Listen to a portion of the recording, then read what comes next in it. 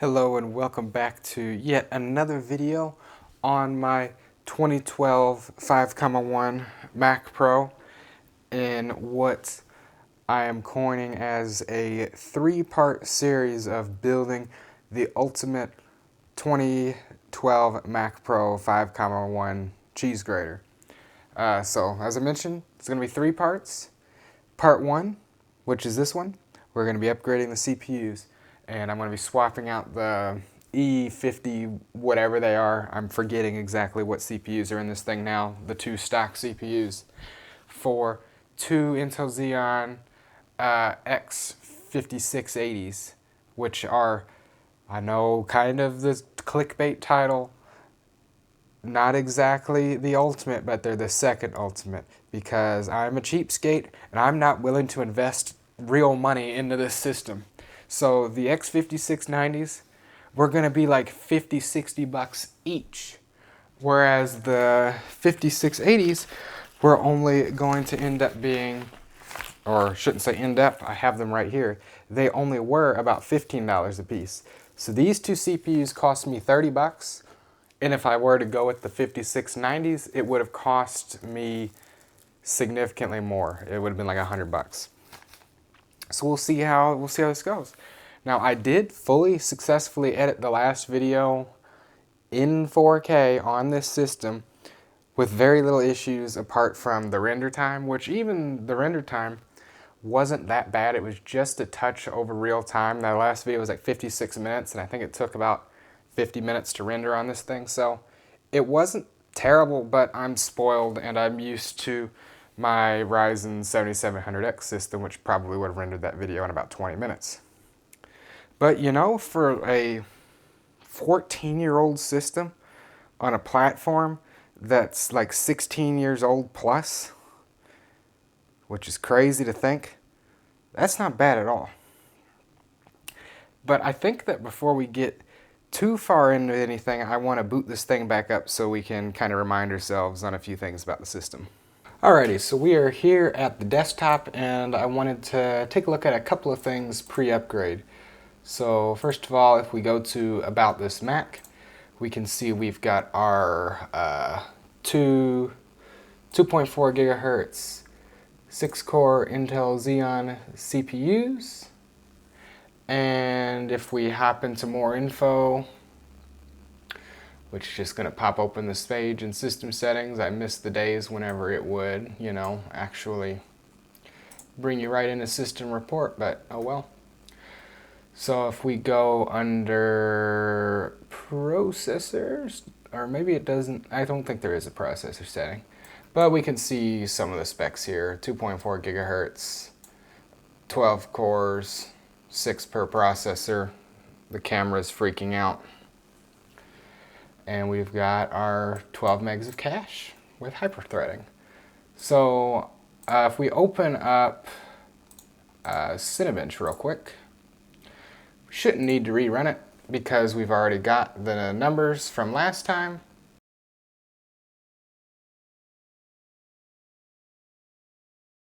Alright, so I've got Cinebench opened up. We can see we've got Intel Xeon E5645. So I was right, it was an Xeon E56 something. We got our 12 cores, 24 threads, 2.4 gigahertz. And we can see our score right there of 405, which is not too far off from an M1. Oops, sorry, you can't see it. We can see our score right there. And as I mentioned, we did have 5680s in the system before, but they did not work properly. So hopefully things go a little bit better. But you can see here, we should be just a little bit faster than an M1. So that's that. So we've got 405 on our Cinebench 2024 score. And I also want to run Geekbench 6 on this thing.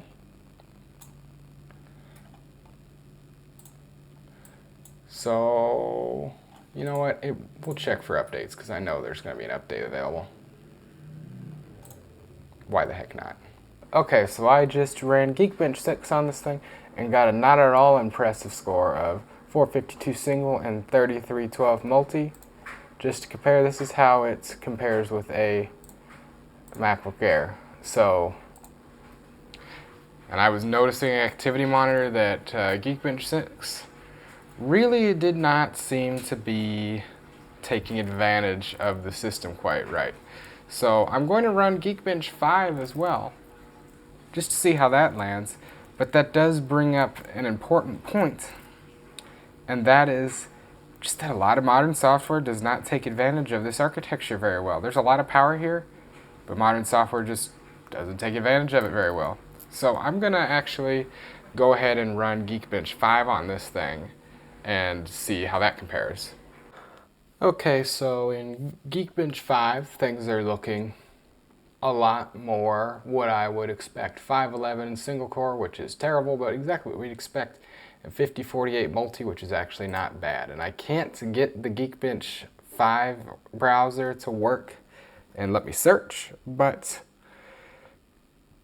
according to Gemini, we should be seeing 1650 to 1750 in single core, which we are not going to be anywhere near, and 74 to 77 in multi, which is what I would expect. This is about 40% worse than a M1, but the new CPUs we're putting in should be about 40% better. So this thing should be able to compete with an M1, but there's going to be an extra 0 added to the power consumption compared to an M1, because this thing sucks down the juice and an M1 just absolutely sips on it.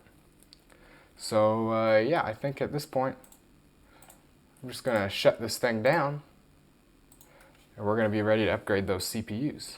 Alrighty, so now let's take care of these CPUs, and I've got what I would consider to be a pretty sweet recording setup by my standards right now. So here is the CPU tray that I just pulled out of the Mac Pro. So you can see we've got our RAM here and here, and we've got our two CPU heat sinks right here. Now these guys, I think it's a 4mm hex net. We'll have to find out, because nope, that's not right. Ooh, that's a horrible noise, I'm sorry. So maybe it's a 3mm? I honestly cannot remember. So let's see. Get in there. Yep. So we've got our 3mm hex nets. So we'll just back that out in a star pattern.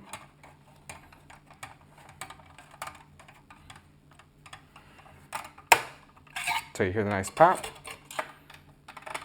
And we just got to do that 3 more times.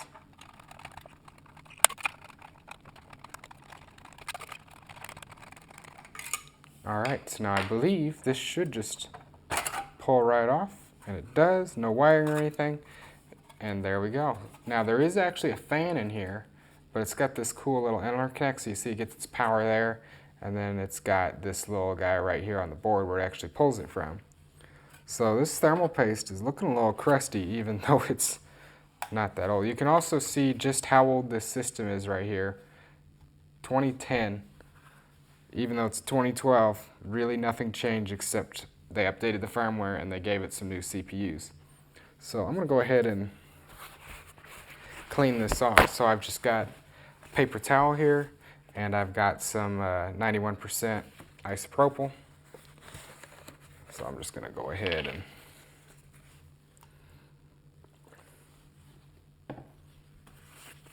wipe this off. Get that CPU looking all nice and clean. And I'll go ahead and do the same here with this guy.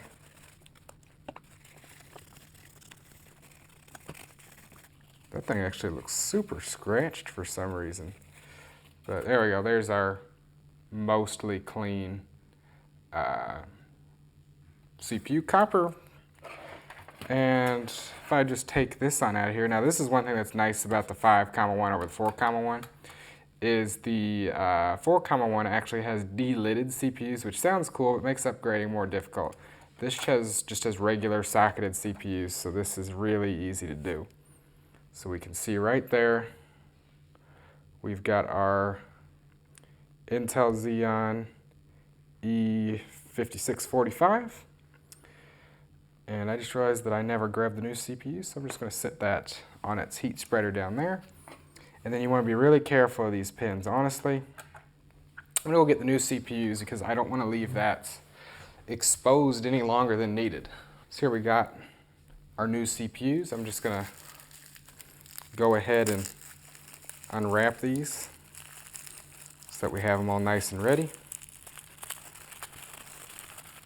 Looks like they came nicely packaged. The ones that I got from the last seller that didn't work out the last time I did this weren't quite as nicely packaged, but you know what? We wouldn't have got a nice video if I didn't have to do this again because I wasn't in the video making mood at the time.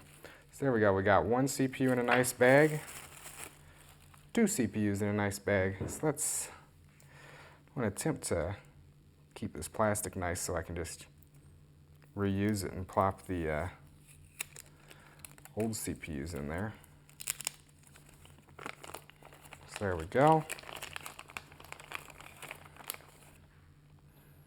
That CPU looks to be in nice shape. The last one I got had a little damage to one of the pads on one of the CPUs, and that was making things not be super happy.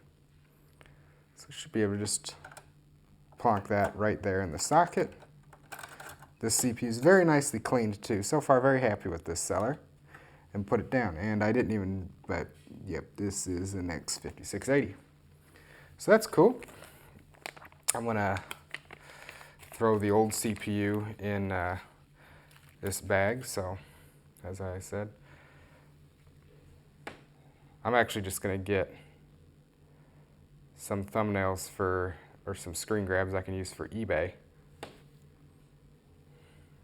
because I don't really feel like taking this thing back out of its bag if I even decide to sell this. Because honestly, here's the thing, the CPUs that came out of this thing are so worthless that it might just be worth keeping around. You know, if I ever get a hold of another Mac Pro, particularly if I got a hold of a single core Mac Pro, or a single CPU Mac Pro, I should say, not single core. They only came as quads, so I can upgrade it quite a bit to a 6-core just by using one of these. Also, the X5690, I think, is definitely worth the money if you've only got a single CPU tray, because the clock speed is high enough that it will make, some difference. It's like 5% more performance than this guy. It's not much. But these guys here are about 40% more powerful than the CPU that we just removed. So I don't think that the difference in money to get two 5690s versus 5680s is going to end up being worth it.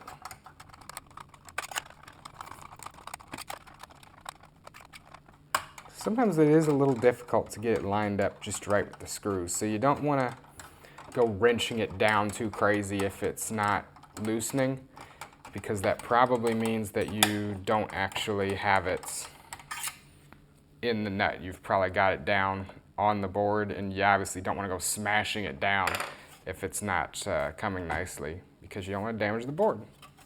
So there we go. Once again, our nice fan cable there. Fan is inside of here, and there's that. So once again, we just need to set this aside and go ahead, and I'm going to get a new paper towel, and we can go ahead and clean up this CPU a bit. And there is our second Xeon E5645 right there. So I'll just sit that over there, and once again, we can pop open our new 5680. No, I didn't get the tape quite as nice that time.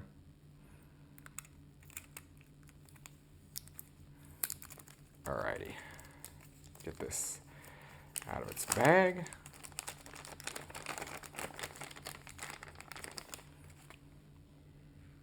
Oh yeah. Once again, looking real nice, and it is indeed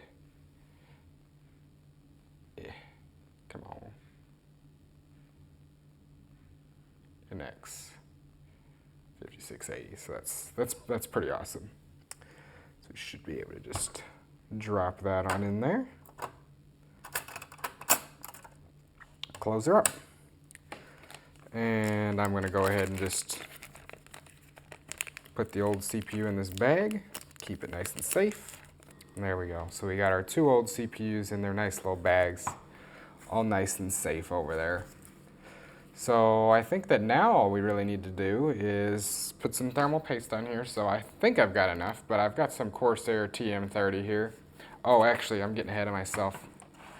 First of all, I need to clean this guy up because obviously we don't want to put that on there like that. Let's get that all nice and cleaned up there. This copper isn't anywhere nearly as scratched up as the other stuff. I don't know, the other one looked kind of bad, but this looks, yeah, it's still pretty scratched too for some reason, but it looks like a whole lot better. So now we'll go ahead and put some thermal paste on here.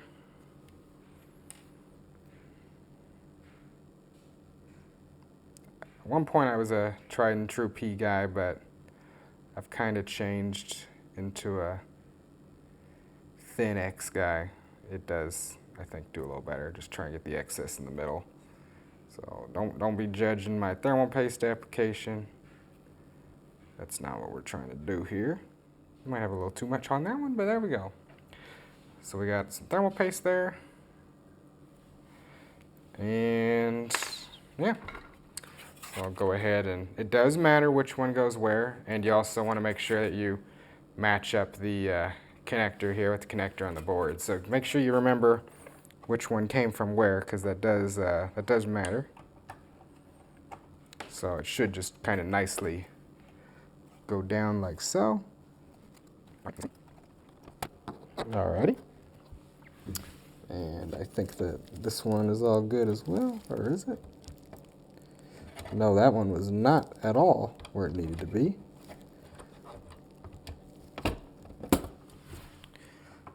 Alright. Alright, that one's all good to go now. I did not have this one set quite right at first. So now we just need to tighten them up in a star pattern. So once again, don't go pushing hard until you know that it's actually where it needs to be. So I like to just kind of tighten it up a little bit on one corner and then tighten it up all the way in the other corner. It kind of takes a little bit of alternation to get it in there quite right.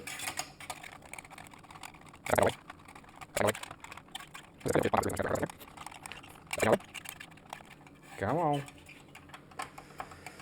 There we go.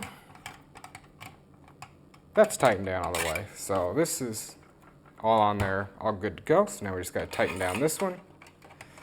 We'll do this first because this will be putting it, this screw's pretty close to the middle of the heatsink, so that'll be a good one to start with. So I'll just get that in pretty tight.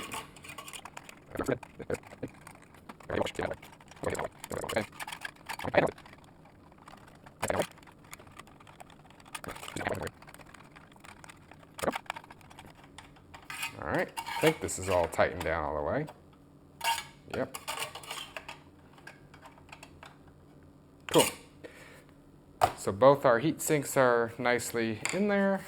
Just go ahead and wipe it down a bit. This board honestly does look pretty clean because I think that I did clean this up once already. There we go. So we got our 2 new CPUs installed. So now I think that I'm going to just go ahead and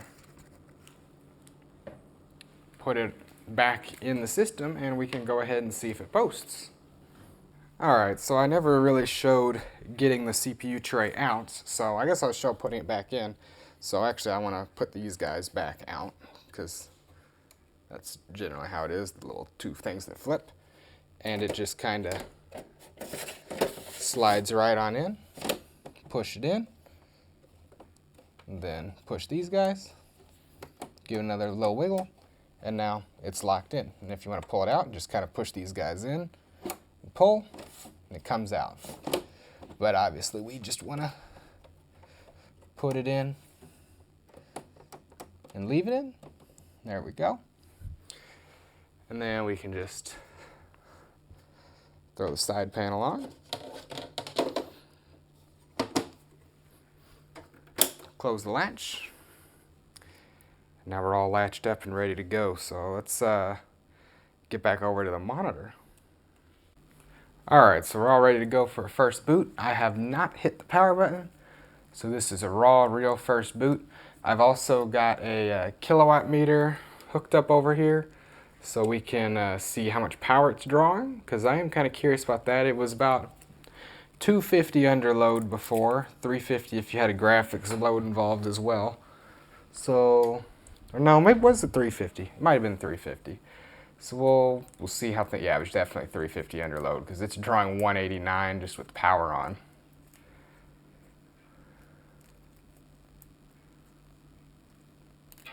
We have a bong.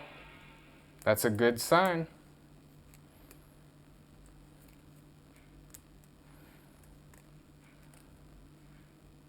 We have a picture. That's also a really good sign. And we have a boot. Also a good sign.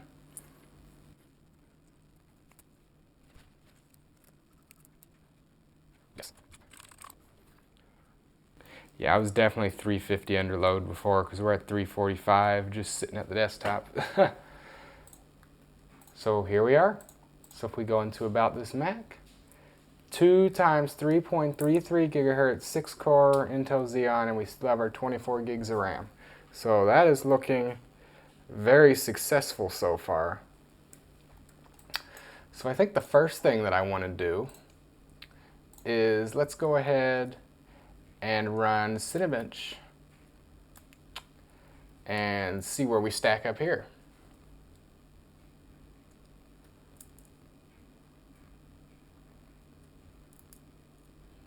I'm not noticing the load time for Cinebench being a whole lot quicker. Maybe it is though. It might be marginally quicker. And I'm saying that it hasn't opened yet. It's about the same. Alright, yep, so here we are. We got 12 cores, 24 threads. That's awesome. So I'm gonna turn off the minimum test duration because I don't really care about that. And I'm just gonna hit start on the multi-core, and we will see where we end up.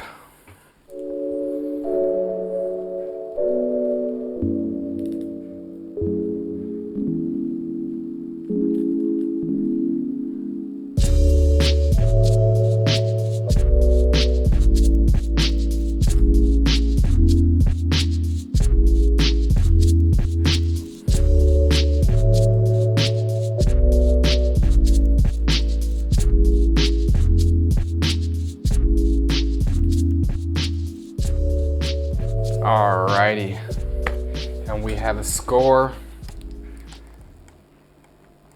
of 537, which is, if we take a look at this chart, pretty cool.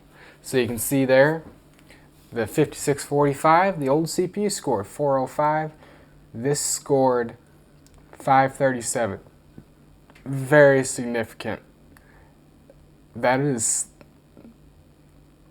yeah, significantly, or maybe not significantly, but it is quicker than an M1. And this isn't the binned M1, this is the 8-core M1.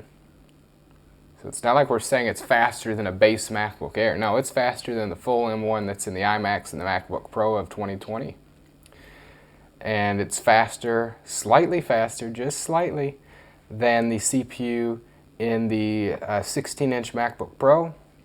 And it's also, by a decent margin, faster than the CPUs that I had in here before that ended up being very flaky and didn't quite work right.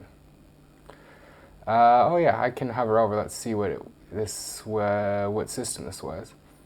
It's not saying exactly what system it was.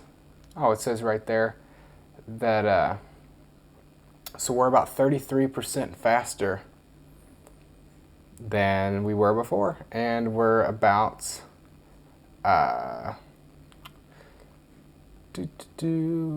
are we at?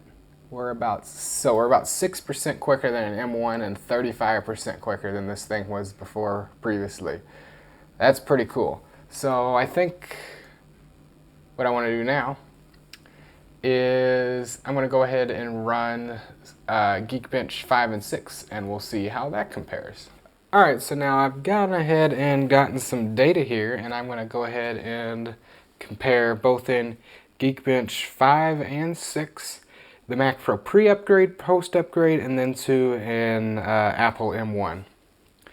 So first of all, we got our Mac Pro pre-upgrade in Geekbench since 452, 3312, 583, 4292. So a decent jump there, but Geekbench 6 is just not optimized at all on this platform, because you can see that is half the speed of what a M1 gets. So yeah, not very good. But the thing has changed quite a bit when we look at Geekbench 5. So this is this system pre-upgrade Geekbench 5, 511, 5048, up to 650 and 6430. So that is a huge increase there. I don't know the exact percent increase, so I'll put it in the video, but it's a pretty big increase, around 40-ish%. Tracks pretty well with the Cinebench results, as does this here.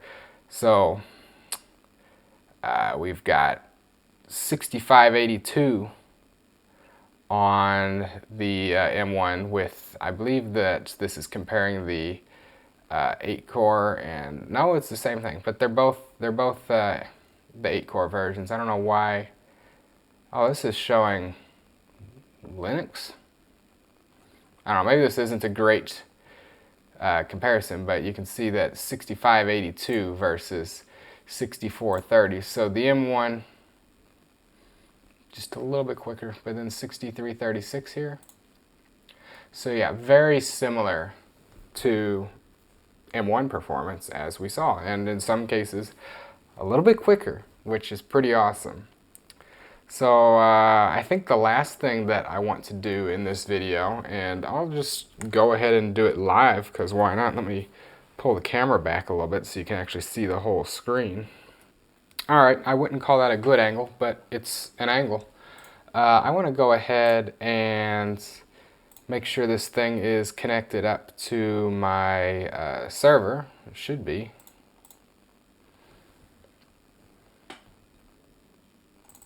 Great. And I'm going to go ahead and pop open DaVinci Resolve. And I want to see two things. I want to see how well Resolve just runs in terms of timeline performance.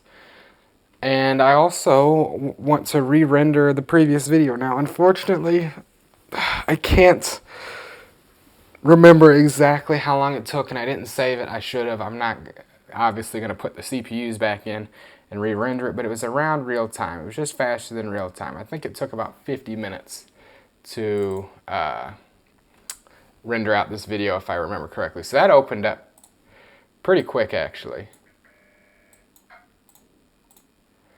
So I'm going to turn the volume down because I don't really want to hear it. But if we go ahead and play,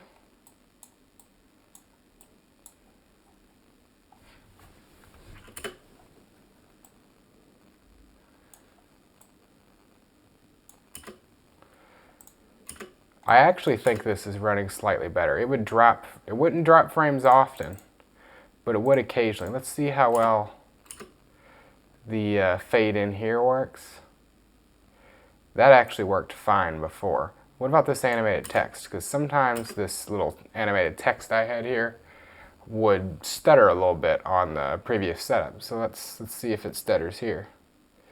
That is a lot better, actually. Didn't drop a single frame there. The scrubbing performance is definitely better. And this was a 52-minute video. Oh yeah, this is significantly better, actually. It was totally fine, like it would play the 4K footage fine without dropping any frames before for the most part, but this just feels better. So let's try something else. I'm gonna go over here to deliver, and you know, we'll just throw it on the desktop. Actually no, I'm gonna put it back on the server, just because that's how I did it before, and I want an apples to apples comparison. So we'll go here, Mac Pro overview. Just call it tests. And I'll use the YouTube 4K preset. Add to render queue. Oh, we do have our time. I was right on. It's still here. 50 minutes, 12 seconds. So let's see how long this is going to take.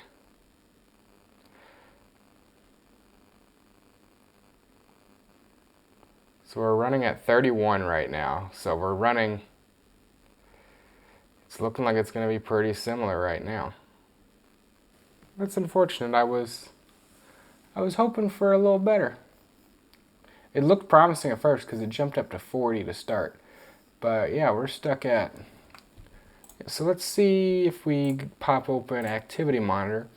How much of the system is it actually using? So let's go to CPU history. Answer, not a lot. What about GPU? Is it using the GPU?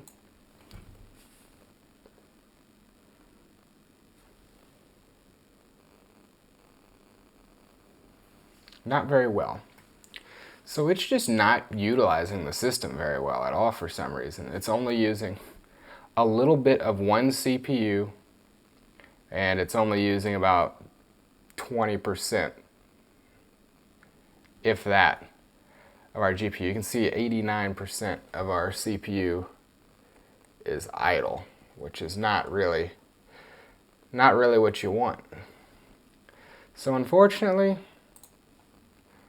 it's looking like there's not going to be a ton of improvement in DaVinci Resolve, at least in terms of rendering. Now, in terms of usability, it does feel a little bit better. But yeah, that's, I think, gonna conclude this video. I don't really feel like rendering this whole thing. But yeah, to conclude, in certain situations, we've got about 40% more performance. We've gone almost a whole gigahertz more. We've gone from 2.6 to, was it 3.3 or 3.4? What are these things? 3.3. The 5690 is like 3.4 or 3.5. So, I mean, if you went for the 5690, you really would be almost a gigahertz faster. And if you have one of the quad-core systems with one CPU tray, even going to a single 5690 is going to do a ton for you, because to be honest with you, the unfortunate conclusion is just that most modern apps, at least in macOS, only will use one CPU, which is kind of sad. Now,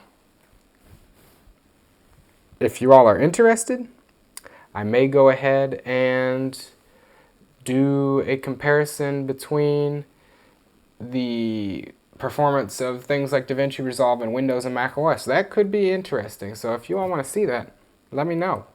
But anyway, yeah, that I think is going to conclude part 1 of upgrading and creating the ultimate 5.1 Mac Pro. So stay tuned, because in the next video, we're going to be putting a USB 3 card in this thing, which is a very simple but going to be a very noticeable upgrade. So thank you so much for watching and sticking through. If you made it this far, you're a real one. And yeah, we'll see you in the next one. Goodbye.